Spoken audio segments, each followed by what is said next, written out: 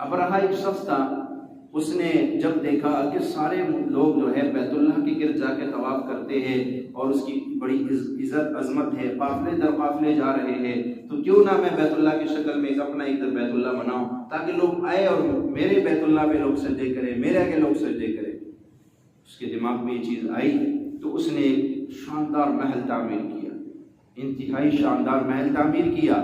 اور جو ہے لوگوں کو کہا کہ بیت اللہ کو چھوڑو، یہاں وہ تو ایک خستہ خال گھر بنا ہوا ہے، اب تو بیت اللہ اب تو جیسے بنا اس دور میں تو ایسا نہیں تھا۔ یہاں تک کہ بعض دفعہ بیت اللہ کے دائیں بائیں جب ہم طواف کرتے ہیں، بارش میں اتنا پانی کھڑا ہوتا تھا کہ لوگ جو ہے یعنی تیراکی کے ذریعے طواف کیا کرتے تھے۔ جیسے ایک آدمی نہر میں نہا رہا ہوتا ہے نا، تیراکی کر کے لوگ اس کا طواف کیا کرتے، اتنا پانی جمع ہو جاتا تھا۔ تو جب اس نے یہ بنایا تو عرب کا ایک شخص وہاں گیا اور اس نے وہاں پر پیخانہ کر دیا، اس کے اسی شاندار محل میں پیخانہ کر دیا۔ جب اس نے دیکھا اس کو بڑا غصہ آیا کہ اتنی بڑی گستاخی بے ادبی، اب اس کا بدلہ لینے کے لیے اس نے کہا میں جا کے نا بیت اللہ کے اینٹ سے اینٹ بجا کے آؤں گا۔ اس نے اپنا لاؤ لشکر لیا، فوج لیا، سب کچھ لے کے وہاں سے چل پڑا، اور راستے میں جو قبیلہ بھی مزاحمت کرے اس کو وہیں ختم کر دے، جو کچھ نہ کرے تو ان سے کوئی تعارض نہیں۔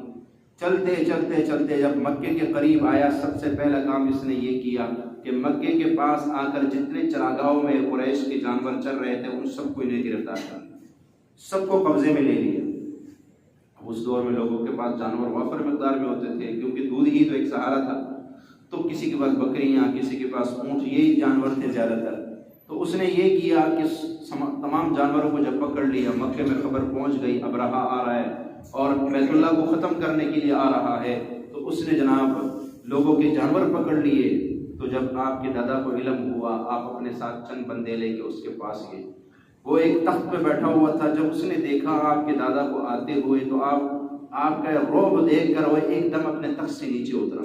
اس کے اوپر ایک رعب طاری ہو گئی اور بڑے عزت کے ساتھ، احترام کے ساتھ، اخلاق کے ساتھ آپ سے ملا اور آپ کو اپنے تخت پہ بٹھایا، بڑی عزت دی، آپ کو پروٹوکول دیا اور کہا جی فرمائیے آپ کا آنا کیسے ہوا؟ کہا جی مجھے پتہ چلا آپ نے ہمارے جانور قبضے میں لیے ہیں تو میں اس لیے آیا ہوں کہ ہمارے جانور واپس کر۔ تو ایک دم حیران ہوا، کہنے لگا میرے دل میں آپ کی بڑی عزت تھی، بڑا احترام تھا، لیکن یہ بات جو آپ نے کی میری ساری عزت احترام ختم کر دیا۔ میں آپ کو پتہ میں کس لیے آیا ہوں؟ جی علم ہے، میں بیت اللہ کو ختم کرنے آیا ہوں، جس کے تم متولی ہو، جس کی چابی تمہارے ہاتھ میں ہے، میں اس کو ختم کرنے آیا ہوں اور تمہیں اپنے جانوروں کی پڑی ہوئی۔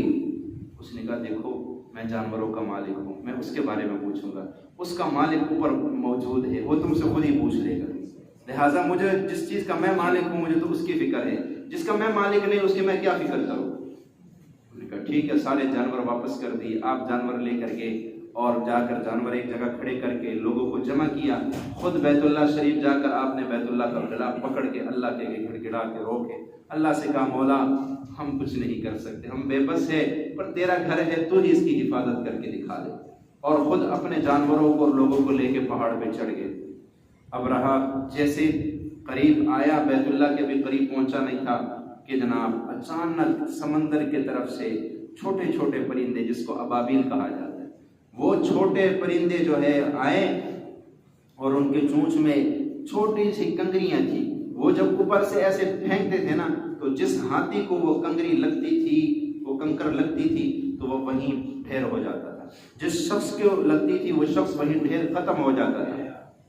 جس کا ذکر قرآن میں اللہ نے الم تر کیف فعل ربک باصحاب الفیل، کیا آپ نے نہیں دیکھا کیف کیسے کیا حال کیا، کیف فعل کیسے کیا، ربک آپ کے رب نے باصحاب الفیل اصحاب فیل والوں کے ساتھ، الم یجعل کیدہم فی تضلیل، کیا ان کی تدبیر کو خاک میں ملا نہ دیا، وارسل علیہم طیرا ابابیل، اور ان پہ پرندے بھیجے، ابابیل پرندے نہیں بھیجے،